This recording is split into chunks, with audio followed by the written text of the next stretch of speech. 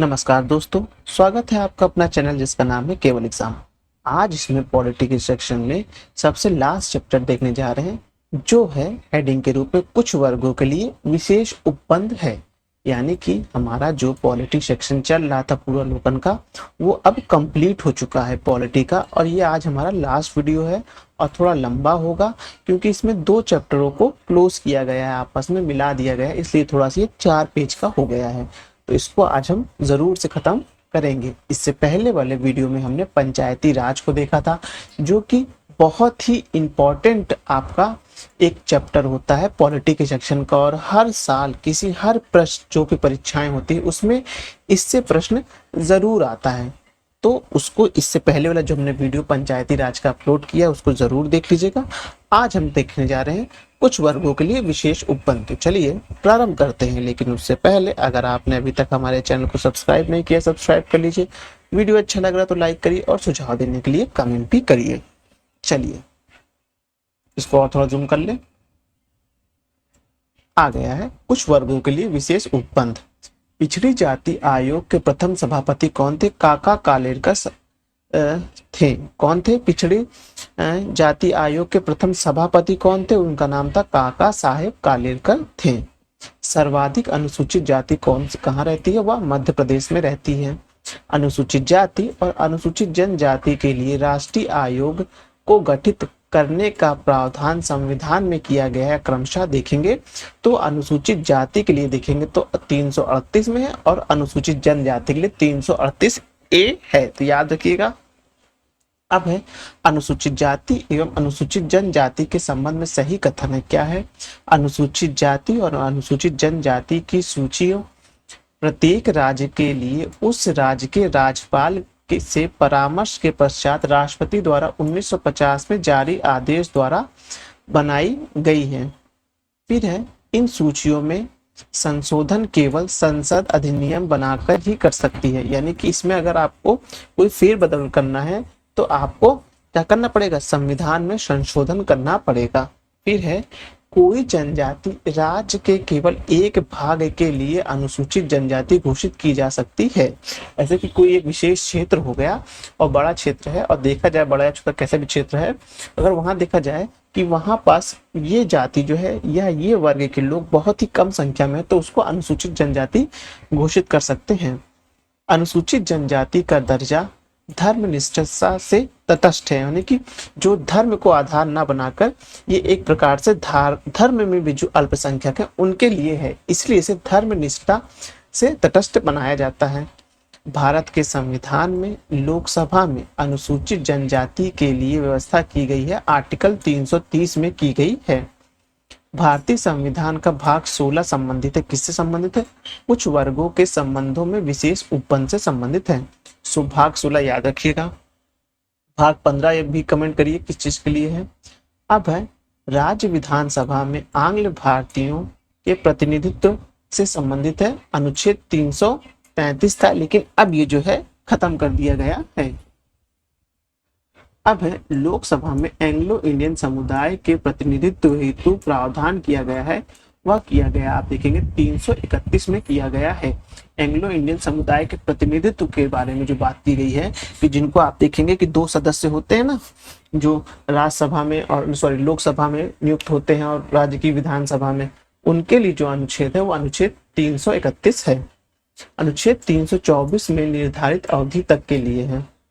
Note 104वां संविधान संशोधन अधिनियम 2019 द्वारा अनुच्छेद 334 में संशोधन करके लोकसभा और राज्य विधानसभा में अनुसूचित जातियों और अनुसूचित जनजातियों के लिए स्थानों के आरक्षण की अवधि 10 वर्ष यानी 25 जनवरी 2030 तक के लिए बढ़ा दिया गया है, तथा लोकसभा और राज्य विधानसभा में नाम निर्देशित द्वारा आंग्ल भारतीय समुदायों के प्रतिनिधित्व संबंधित उपबंध को निष्प्रभावी कर दिया गया। यानी कि अब ये जो उपबंध था वो निष्प्रभावी हो गया है। उसके आगे देखेंगे।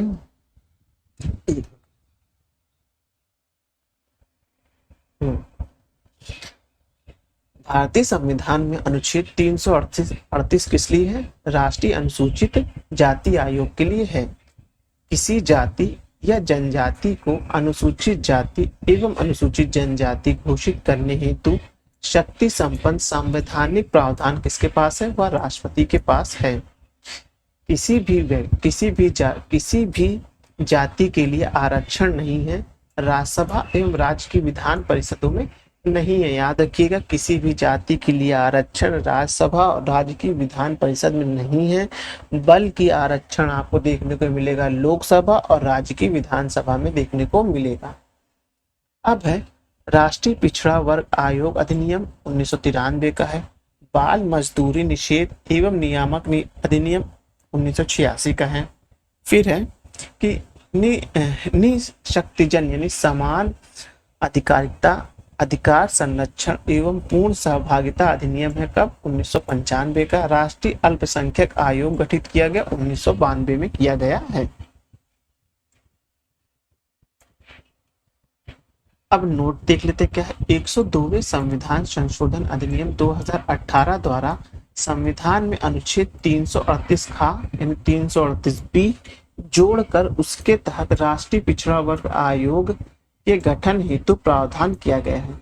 अब आ जा रहे लास्ट चैप्टर जिसका नाम है प्रश्न के विविध, मतलब कि ऐसे प्रश्न जो पॉलिटी के साथ साथ कहीं और भी चैप्टर से मैच कर रहे हो या वर्ल्ड पॉलिटिक्स से कहीं से जुड़े हो, कुछ अधिनियम हो, तो वो विविध प्रश्न में आ जाते हैं। तो अब इनको देखने जा रहे हैं। यहाँ से थोड़ा हमारा लंबा सफर होगा।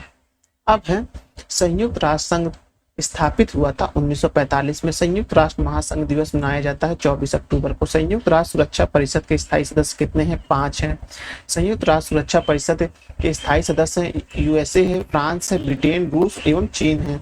वर्ष 2021 और 22 के लिए संयुक्त राष्ट्र सुरक्षा परिषद की अस्थायी सदस्यता के रूप में चुना गया था भारत, आयरलैंड, नॉर्वे, मैक्सिको एवं केनिया को चुना गया था। संयुक्त राष्ट्र संघ के चार्टर के अनुसार सुरक्षा परिषद में निषेधाधिकार का प्रयोग करने की शक्ति के विषय में सही कथन क्या है?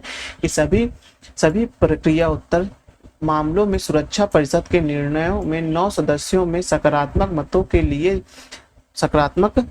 मत के लिए जानना आवश्यक है और उन 9 में परिषद के स्थायी सदस्य की सहमति मत होना आवश्यक है। सुरक्षा परिषद का प्रत्येक स्थायी सदस्य निषेधाधिकार यानी कि वीटो का प्रयोग करके किसी निर्णय की स्वीकृति को रोक सकता है। निषेधाधिकार शब्द का प्रयोग संयुक्त राष्ट्र, याद रखिएगा, संयुक्त राष्ट्र संघ चार्टर के अनुच्छेद 27 में किया गया है ताकि सुरक्षा परिषद का कोई भी स्थायी सदस्य बहुमत से पारित होने वाले किसी भी संकल्प पर रोक लगा सकता है। मतलब कहने का ये है कि जो स्थायी सदस्य 5 देश हैं, जो कि ऊपर हम लोगों ने पढ़ा, आप ये देख सकते हैं कि यूएसए है, फ्रांस है, ब्रिटेन है, रूस और चीन है। तो ये क्या है? ये 5 सदस्य, अगर मान लीजिए कोई भी एक विधेयक पास होता है यूएनओ में और उसमें से कोई भी एक सदस्य, इन तीनों में कोई, मतलब चारों सदस्य ने कुछ पारित कर दिया और एक ने कुछ वीटो कर दिया, तो वह जो विधेयक है वही लैप्स हो जाएगा। बस यही कहना चाह रहा है ये। अब है संयुक्त राष्ट्र संघ के प्रजातांत्रिकरण की मांग का संबंध मुख्यतः है किससे? सुरक्षा परिषद से है, क्योंकि सुरक्षा परिषद में जो 5 सदस्य हैं उनको और विकेंद्रीकृत करने की बात हो रही है। संयुक्त राष्ट्र शांति अभियान के संदर्भ में सही कथन है क्या है? कि शांति स्थापना अभियान केवल संयुक्त राष्ट्र सुरक्षा परिषद के एक प्रस्ताव द्वारा वापस लिया जा सकता है। संयुक्त राज्य अमेरिका संयुक्त राष्ट्र शांति अभियान में सबसे बड़ा बजट योगदान, यानी कि जो उसका बजट होता है सबसे बड़ा योगदान कौन करता है? यूएसए करता है। संयुक्त राष्ट्र प्रत्यय समिति यानी यूनाइटेड नेशन क्रेडेंशियल्स कमिटी के संदर्भ में सही कथन है क्या है? यह महासभा के अनुमोदन हेतु रिपोर्ट प्रस्तुत करने पूर्व सभी यूएन सदस्यों के प्रत्ययों का आकलन करती है। संयुक्त राष्ट्र महासभा के संदर्भ में सही कथन है क्या है? कि यूएन महासभा गैर सदस्य राज्यों को प्रेक्षक स्थिति प्रदान करती है।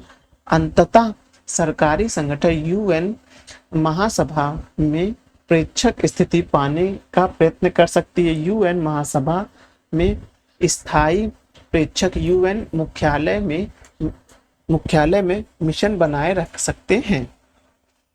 भागीदारी, जवाबदेहिता, सरकार की वैधता और पारदर्शिता में से कौन सी संयुक्त राष्ट्र द्वारा पहचान की गई सुशासन की विशेषताओं में से नहीं है? वह है सरकार की वैधता।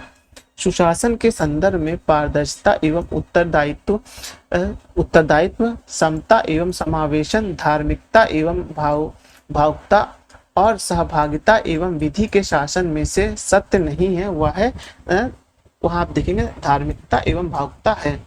संयुक्त राष्ट्र के वर्तमान महासचिव कौन है? एंटोनियो गुटेरेस हैं। इनका नाम आप ध्यान रखिएगा। प्रथम अफ्रीका जो संयुक्त राष्ट्र संघ में महासचिव रहे थे, वह व्यक्ति, प्रथम अफ्रीकी व्यक्ति कौन थे? वो थे बुतरस घाली। संयुक्त राष्ट्र महासचिव का कार्यकाल सबसे अधिक रहा यू थांग का। संयुक्त राष्ट्र संघ के अधिकृत भाषाएं कौन सी हैं? अंग्रेजी है, फ्रांस है, चीन, रूसी, अरबी और स्पेनिश है। संयुक्त राष्ट्र महासभा ने 2022 में बहुभाषावाद पर एक भारत प्रायोजित प्रस्ताव अपनाया, जिसमें पहली बार इन भाषाओं का उल्लेख किया गया, उर्दू, बंगाली और हिंदी का। संयुक्त राष्ट्र संघ में हिंदी में भाषण देने वाले पहले व्यक्ति कौन थे? अटल बिहारी वाजपेयी थे। सही कथन है कि यूनेस्को द्वारा 21 फरवरी को अंतर्राष्ट्रीय मातृभाषा दिवस में घोषित किया गया है। पाकिस्तान की संविधान सभा में यह मांग रखी गई कि राष्ट्रभाषाओं में बंगाल को भी सम्मिलित किया जाना चाहिए। विश्व का नवीनतम राष्ट्र कौन सा है? दक्षिणी सूडान है। विधि का नियम सूचकांक यानी रूल ऑफ लॉ इंडेक्स किसके द्वारा जारी किया जाता है? वह जारी किया जाता है विश्व न्याय परियोजना के द्वारा। अंतरराष्ट्रीय न्यायालय का मुख्यालय कहाँ है? हेग में है। ये इंपॉर्टेंट ध्यान रखिएगा।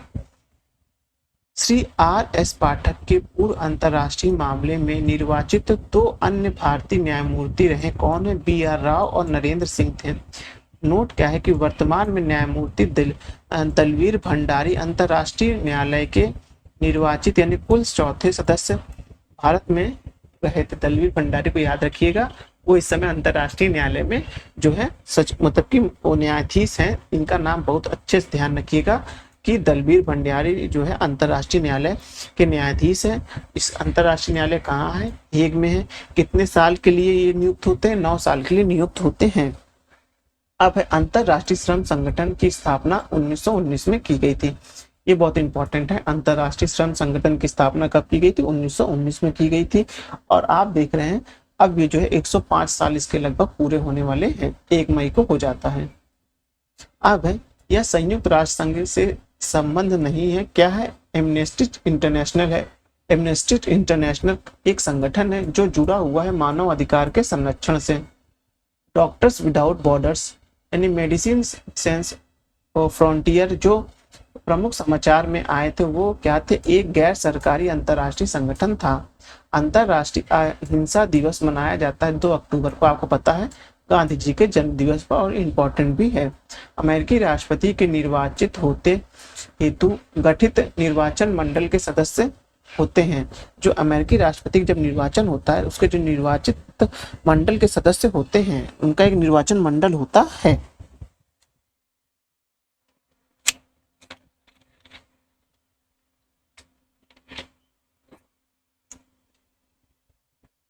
अब उसके आगे देखते हैं कि अमेरिकी राष्ट्रपति सीधे जनता द्वारा नहीं चुने जाते हैं। इसके लिए निर्वाचन मतों यानी इलेक्ट्रोल कॉलेजन का प्रयोग होता है। प्रत्येक राज्य में निर्वाचन मत हेतु होते हैं जो इस राज्य की सीनेटरी यानी सदैव 2 तथा जो इसके जो राज्य होते हैं उनको हमेशा 2 सीट प्राप्त होती है। किसी चाहे जनसंख्या कम हो या ज्यादा हो, ऐसा कुछ नहीं है।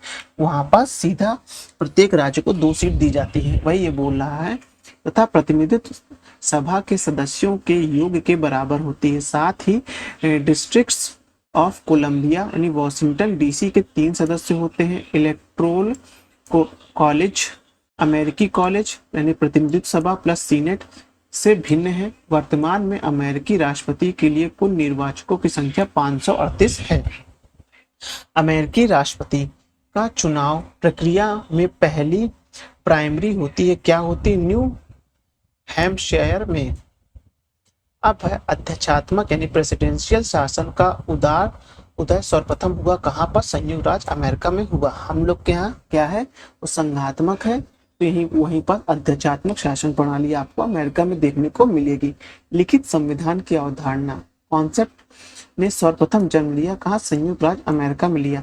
तो सर्वप्रथम जो संविधान लिखा गया, मतलब एक पूरा बुक के रूप में फॉर्म किया गया, वह किया गया था अमेरिका के संविधान को किया गया था।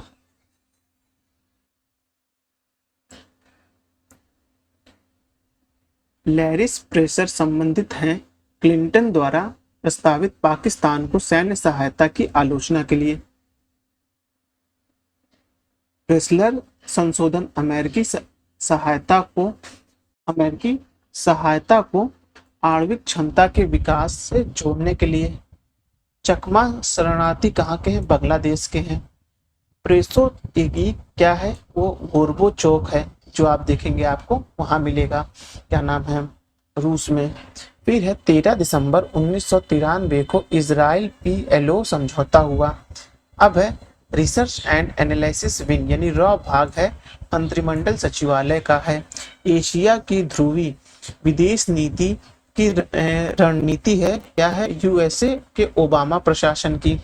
अब है CIA आसूचना एजेंसी है, किसकी? देखेंगे USA की है। अब है संसदीय शासन प्रणाली सर्वप्रथम विकसित हुई थी कहाँ? ब्रिटेन में हुई थी। इसी से प्रेरित होकर हम लोग ने भी अपनी संसदीय शासन प्रणाली रखी थी। अब है कि ब्रिटिश समाचार पत्रों का केंद्र रहा है, फ्लिंट स्ट्रीट रहा है। विदेशों में सर्वप्रथम भारत महोत्सव आयोजित हुआ कहाँ? ब्रिटेन 1982 में हुआ। सही कथन है। रूस की संसद यानी पार्लियामेंट फेडरल असेंबली कहलाती है। रूस की संसद का निचला सदन ड्यूमा मतलब उच्च सदन फेडरेशन काउंसिल है। तास समाचार एजेंसी है, किसकी? रूस की है। चीन की संसद जानी जाती है नेशनल पीपुल कांग्रेस के नाम से। प्रिंसिलियंस नाम से जाने जाते हैं चीन के राजनैतिक नेतृत्व का। चीन की समाचार एजेंसी का नाम क्या है? सिन्हुआ या न्यू चाइना न्यूज एजेंसी, जिसको वर्ल्ड लेवल पे क्या इस नाम से जाना जाता है, लेकिन सिन्हुआ जो है वो लोग अपने यहाँ बुलाते हैं। ISI का पूरा नाम क्या है? इंटर सर्विसेज इंटेलिजेंस है। डॉन समाचार पत्र है, किसका? पाकिस्तान का है। मोसाद है, किसके लिए? इजराइल गुप्तचर संगठन का। प्रथम भारतीय प्रधानमंत्री जिन्होंने अफगानिस्तान की यात्रा की वो थे जवाहरलाल नेहरू। प्रथम भारतीय प्रधानमंत्री थे जिन्होंने अफगानिस्तान की यात्रा की, वो थे जवाहरलाल नेहरू। जापान की संसद को कहा जाता है डाइट। अब है इस देश की सरकारी रिपोर्ट को येलो बुक कहा जाता है, फ्रांस की। सही कथन है। राष्ट्रमंडल का कोई चार्टर संविधान नहीं है, या संधि या संविधान नहीं है। स्वेच्छा से किया गया यह समझौता स्वेच्छा से समाप्त किया जा सकता है। पंडित जवाहरलाल नेहरू का यह कथन इंगित करता है भारत के राष्ट्रमंडल के चुनाव को। फोर्थ स्टेट्स या चतुर्थ स्तंभ है, कौन है? प्रेस है, आप जानते हैं। पंचशील सिद्धांत है, किसका है? ये बहुत ज्यादा चर्चा में था 2019 में। आप जब देखेंगे, जब प्रधानमंत्री मोदी और जब चाइना के प्रधानमंत्री शी जिनपिंग जब वो नहीं वहां पास मुंडेरा में आके बैठे हुए थे, आपने देखा होगा सूर्य मंदिर के पास। फिर उसके बाद उन्होंने क्या कहते हैं तमिलनाडु की यात्रा की, तब ये पंचशील सिद्धांत बहुत ज्यादा न्यूज में बना हुआ था। तो ये किस लिए है? अनाक्रामक है, शांतिपूर्ण सह-अस्तित्व का है, एक दूसरे की भूभागीय अखंडता और प्रभुता का परस्पर सम्मान, एक दूसरे का के आंतरिक मामलों में हस्तक्षेप, पारस्परिक लाभ एवं समानता पर आधारित है। उपाधियों का अंत मूल अधिकार में, ग्राम पंचायतों गठन नीति निर्देशक तत्व में है। 6 से लेकर 14 वर्ष तक के बालकों के लिए प्रत्यप्लय के लिए शिक्षा के अवसर प्रदान करना वो मौलिक कर्तव्य है, जिसको 86वें संविधान संशोधन के माध्यम से जो आर्टिकल 21A कर दिया गया है। इंडिया अर्थात भारत राज्य वो संघ है संघ और उसके राज्य क्षेत्र के बारे में है।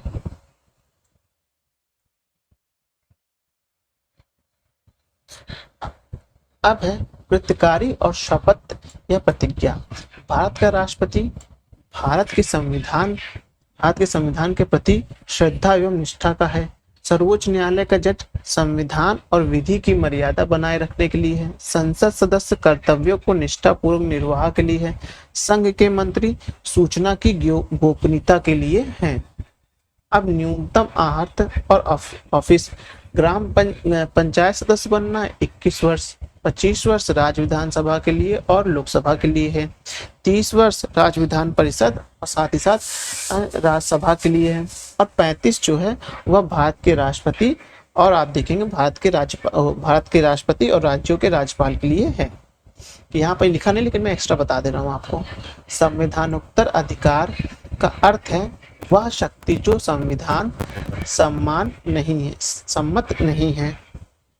अब है उसके आगे, उच्च न्यायालय के न्यायाधीश अपने पद पर 62 वर्ष तक की आयु तक आसीन रहते हैं।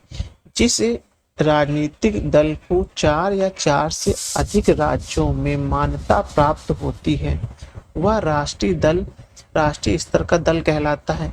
कोई विधेयक धन विधेयक है या नहीं, इसका निस्तारण अध्यक्ष लोकसभा द्वारा किया जाता है। संघीय अपराध वह अपराध है जिसमें बिना वारंट गिरफ्तारी की जा सकती है।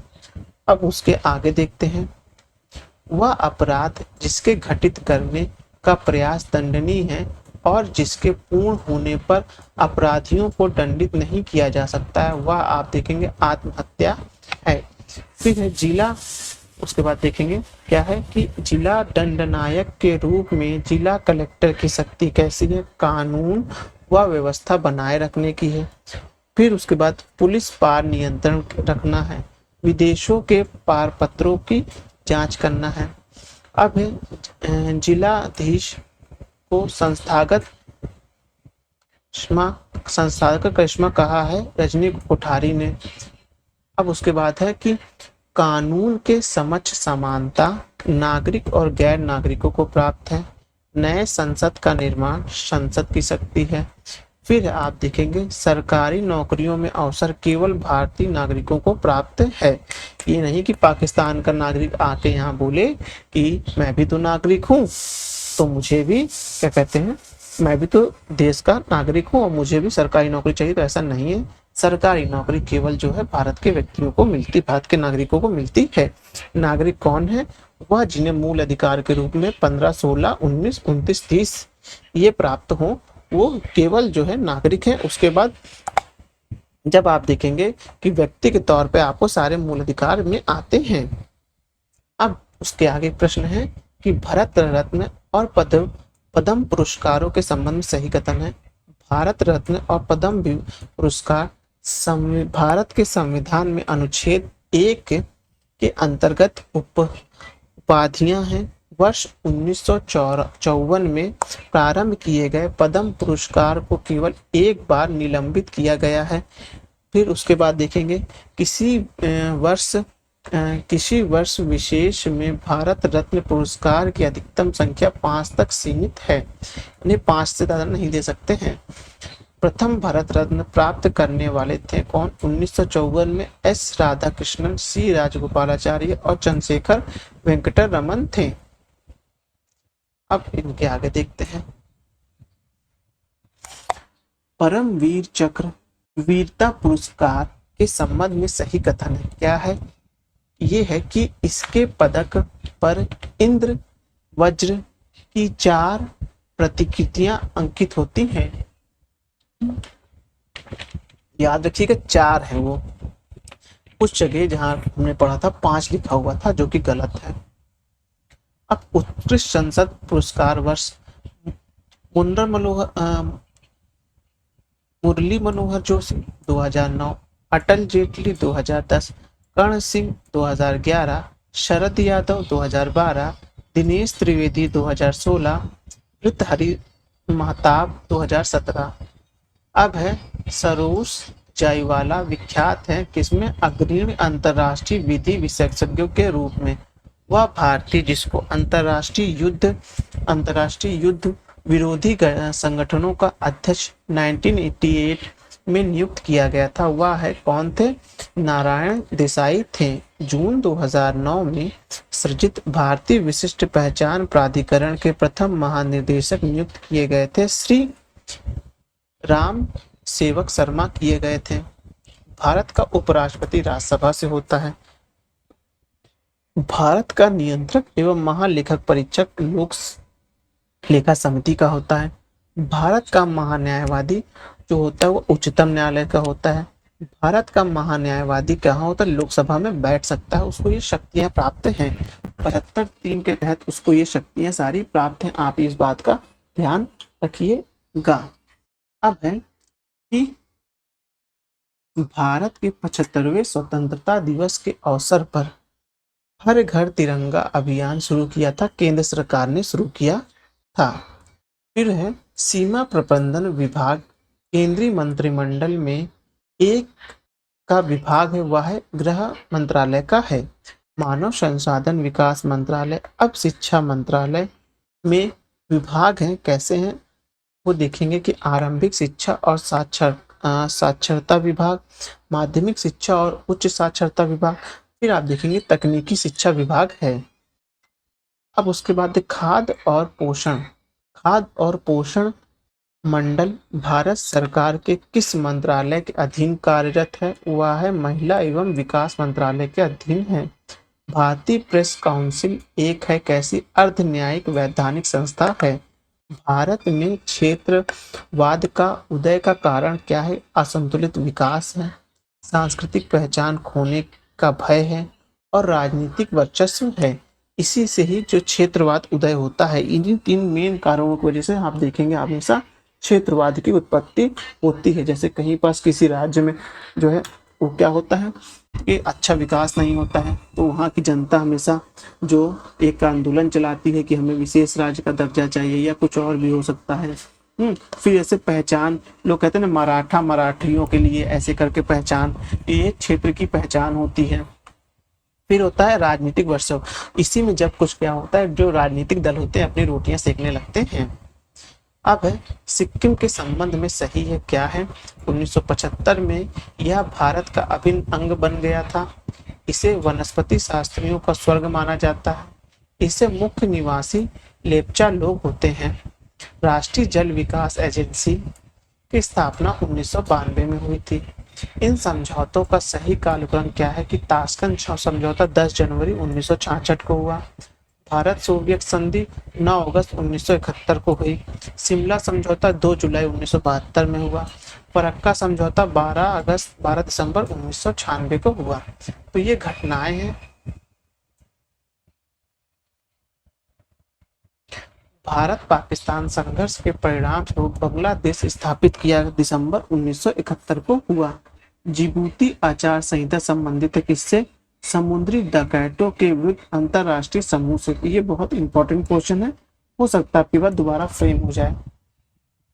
ऑपरेशन चकमेट श्रीलंका के लिए है। ऑपरेशन फैक्टस मालदीव के लिए। ऑपरेशन ब्लू स्टार पंजाब के लिए। ऑपरेशन जो सिद्धार्थ है वो बिहार के लिए है। ये जो है अभी हाल ही में 2022 में पीसीएस में आया हुआ प्रश्न है। ऑपरेशन चेकमेट श्रीलंका के लिए है। ऑपरेशन कैक्टस मालदीव के लिए है। ऑपरेशन ब्लू स्टार आप देखेंगे पंजाब के लिए है। और ऑपरेशन सिद्धार्थ जो है बिहार के लिए है।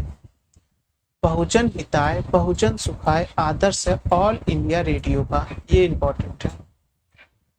भारत की संसदात्मक व्यवस्था केंद्रीय से संघवाद की ओर खिसकी 1990 के दशक में। आतंकवादी संगठन लश्कर-ए-तैयबा का संस्थापक कौन है? हफीज मोहम्मद सईद है। एपिको आंदोलन पी हेगड़े। चिपको आंदोलन एस.एल. बहुगुणा का है।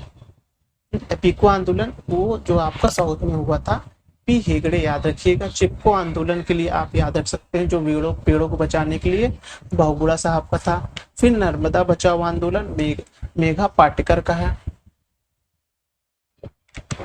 फिर आप देखेंगे शांत घाटी आंदोलन, वह देखेंगे सलीम अली का है। इन्हें बर्ड्समैन ऑफ इंडिया भी जाना जाता है।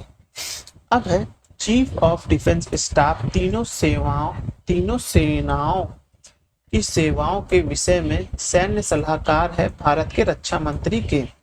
अब है चीफ ऑफ डिफेंस स्टाफ के संदर्भ में सही है, क्या सही है कि वह रक्षा योजना समिति का सदस्य होता है। इस पद के लिए अधिकतम आयु 65 वर्ष होती है। वह चीफ ऑफ स्टाफ कमेटी के स्थायी अध्यक्ष होते हैं। वह रक्षा अधिग्रहण परिषद का सदस्य होता है। अब है दक्षिणी वायुसेना कमान तिरुवनंतपुरम में है। पूर्वी सेना कमान कहाँ है? विशाखापट्टनम में है। फिर है अरमांड कोर सेंटर एंड स्कूल कहाँ है? अहमदानगर में है। Army medical corps centre and school कहाँ है? लखनऊ में है। भारतीय नौसेना में सेना के लेफ्टिनेंट कर्नल के समकक्ष होता है, कमांडर होता है। भारतीय नौसेना में कमांडर और सेना में लेफ्टिनेंट कर्नल दोनों बराबर होते हैं। सीमा सुरक्षा बल की स्थापना की गई थी 1965 में। इंपॉर्टेंट है, ये ध्यान रखिएगा। आंतरिक सुरक्षा अकादमी अवस्थित है कहाँ? माउंट आबू में है। माउंट आबू कहाँ है? अब आप ये कमेंट करिएगा। भारतीय सेना की ऑपरेशनल कमांड्स है कितनी? 6। एशियाई विकास बैंक का इंडियन रेसिडेंस मिशन अवस्थित है कहाँ? नई दिल्ली में। राष्ट्रीय पंचांग है शक पंचात जो है वह जो हमारा राष्ट्रीय पंचांग है। राष्ट्रीय पंचांग लागू हुआ 22 मार्च 1957 से लागू हुआ, ये इंपॉर्टेंट ध्यान रखिएगा। ये सब जानते हैं, लेकिन राष्ट्रीय पंचांग लागू कब हुआ ये इंपॉर्टेंट है, 22 मार्च 1957 से। भारत में प्रथम विधि विश्वविद्यालय की स्थापना कहाँ हुई? बेंगलुरु में हुई। राष्ट्रीय विधिक सेवा प्राधिकरण के संदर्भ में सही कथन क्या है? इसका उद्देश्य समान अवसरों के आधार पर समाज के कमजोर वर्गों को निःशुल्क और सक्षम विधि सेवाएं उपलब्ध कराना है। अब इसके आगे देख लेते हैं। दूसरा है कि देश भर में विधिक कार्यों और योजनाओं को लागू करने के लिए राज्य विधिक सेवा प्राधिकरण की निर्देश जारी है। सही सुमेल है। वाद और विषय देख लेते हैं। एस के गोपालन बनाम मद्रास राज्य, ये है निवारक अवरोध की प्रक्रिया का। रमेश थापर बनाम मद्रास राज्य, स्वतंत्र भाषण पर रोक के लिए है। शंकरी प्रसाद बनाम भारतीय संघ, संविधान संशोधन के संदर्भ की शक्ति है। चंपकई दो राजन बनाम, ये किसके लिए मद्रास राज्य वाला? ये है शिक्षण संस्थानों में प्रवेश हेतु समानता के लिए है। ये चंपाइक दो राजन याद रखिएगा, क्योंकि इस समय ये उत्तर प्रदेश में थोड़ा चर्चा का भी बना हुआ है। प्राण और दैहिक स्वतंत्रता के समझ के संरक्षक का मूल अधिकार आपातकाल में निलंबित नहीं किया जा सकता। बात सही आप देखेंगे, हाँ, क्योंकि ये निलंबित नहीं होता आपातकाल में। भारत के उपराष्ट्रपति को उनके पद से राज्यसभा द्वारा पारित किए गए और लोकसभा द्वारा सहमति व्यक्त किए गए संकल्प द्वारा हटाया जा सकता है। बात ये भी सही है। वर्तमान में राज्यसभा में विपक्ष का नेता मल्लिकार्जुन खड़गे हैं। अब है संविधान संशोधन विधेयक संसद के दोनों सदनों द्वारा अलग अलग विशेष बहुमत से पारित होना चाहिए। फिर है कि ये जो संविधान संशोधन विधेयक क्या है? दोनों सदनों द्वारा अलग अलग विशेष बहुमत से पारित होना चाहिए। फिर है सर्वोच्च न्यायालय में संविधान का निर्वाचन यानी व्याख्या संबंधित मामले की सुनवाई कम से कम 5 न्यायाधीशों द्वारा की जानी चाहिए। ये मेरे एग्जाम का यहाँ लोगो लिखा हुआ है, तो परेशान न हुई, मैं पढ़ दे रहा हूँ अच्छे से। प्रेस की स्वतंत्रता मूलाधिकार वाक्य स्वतंत्रता और अभिव्यक्ति की स्वतंत्रता में सम्मिलित है। 1967 से 1971 के मध्य अधिकतम गठबंधन सरकार बनने का रिकॉर्ड किसके पास है? बिहार के पास है। भारत में जातियों का राजनीतिकरण हो गया है। फिर है क्योंकि भारतीय राजनीति में जातिवाद बढ़ता जा रहा है। तो दोनों ही सही है, सही स्पष्टीकरण भी है। 2003 में गोरखाओं को ओबीसी का दर्जा दिया था किसने? उत्तराखंड ने दिया था। वैज्ञानिक समाजवाद का श्रेय जाता है कार्ल मार्क्स को। मार्टिन काल्स द्वारा नौकरशाही के प्रकार बताए गए हैं 4। अतुल कोहली किसने दी success of India's democracy? Granville Austin किसके लिए है? वर्किंग ए डेमोक्रेसी क्या है? Constitution a history of the India experiment. अब उसके बाद देखेंगे कि पेंडरल मून किसके लिए है? वो देखेंगे डिवाइड एंड क्वाइट के लिए। एलन ग्लेडहिल किसके लिए? The Republic of India developed of right laws and communist के लिए है। Democratic and development in India for socialist to pro business नामक पुस्तक के लेखक कौन है? अतुल कोहली हैं, ये भी ध्यान रखिएगा।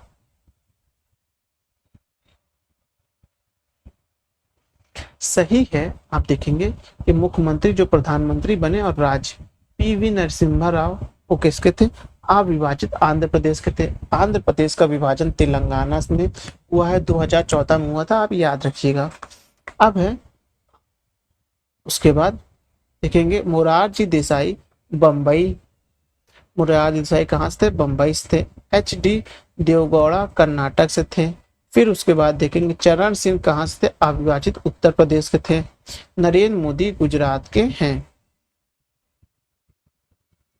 भारत में बहुत सारे प्रवासी भारतीयों से जुड़ने के लिए प्रत्येक वर्ष प्रवासी भारतीय दिवस सम्मेलन आयोजित किया जाता है। यह सम्मेलन प्रारंभ हुआ था 2003 में।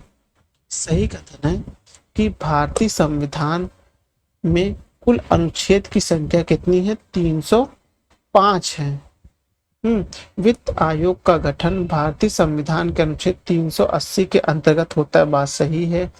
फिर है politics in India, Rajni Kothari का पथ प्रदर्शन शोध अध्ययन है। यूएस द्वारा सन 1975 में अंतरराष्ट्रीय महिला दिवस के रूप में मनाया गया। अब ये किस दिन को मनाया जाता है, ये आप कमेंट करिए कि किस दिन को अंतरराष्ट्रीय महिला दिवस मनाया जाता है। प्रथम भारतीय प्रधानमंत्री जिन्होंने अफगानिस्तान की यात्रा की, जवाहरलाल नेहरू। पहले भी आ चुका ये क्वेश्चन। भारतीय विदेश नीति जो तटस्थता पर आधारित थी वो प्रारंभ किया था जवाहरलाल नेहरू ने। भारत द्वारा पहले प्रयोग नहीं, नो फर्स्ट यूज का प्रमुख नाभिक नीति अपनाते समय भारत के प्रधानमंत्री अटल बिहारी वाजपेयी थे। चेंचया किसके लिए है? वो देखेंगे रशियन फाउंडेशन है। दारफुर सूडान का है। स्वायत्त घाटी पाकिस्तान की है। उसके बाद है प्रायः चर्चा में रहने वाला बर्बर भारतीय समुदाय अफगानिस्तान, अल्जीरिया, अर्जेंटीना एवं उसके बाद देखेंगे ऑस्ट्रेलिया में से कहाँ निवास करता है? वो आप देखेंगे अल्जीरिया एवं कई उत्तर एवं पश्चिमी अफ्रीका देशों में। फिर आप देखेंगे आर्कटिक काउंसिल के सदस्य देश कौन है? USA, US, नॉर्वे, न्यूडन, डेनमार्क, फिनलैंड और कनाडा हैं।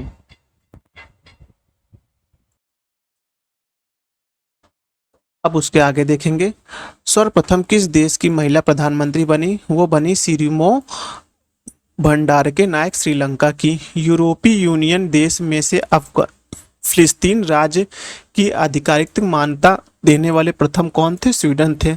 अंतर्राष्ट्रीय विकलांग दिवस मनाया जाता है 3 दिसंबर को। अंतर्राष्ट्रीय महिला दिवस मनाया जाता है 2 अक्टूबर को। आपको पता है अंतर्राष्ट्रीय अहिंसा दिवस में महिला दिवस पढ़ दिया, माफ करिएगा। ये जो है 2 अक्टूबर को मनाया जाता है। पहले ही क्वेश्चन आ चुका, आप जानते हैं। अंतर्राष्ट्रीय विकलांग दिवस देख लीजिए 3 दिसंबर को, ये भी इंपॉर्टेंट है। हाँ, उल्फा उग्रवादी किस राज्य से संबंधित है? वो है असम से है। पीपुल्स फॉर ग्रुप नामक आतंकवादी संगठन स्थित है किससे? आंध्र प्रदेश से है। इस तरह से पूर्वालोकन की जो पॉलिटी सेक्शन की बुक आती है भारतीय राज्य व्यवस्था का, उसका हमने समापन कर दिया है। ये शायद 26वां वीडियो है। सभी पार्ट्स के मैंने वीडियो अच्छे से बनाए हैं, आप देख सकते हैं। तो चलिए वीडियो समाप्त करते हैं। धन्यवाद।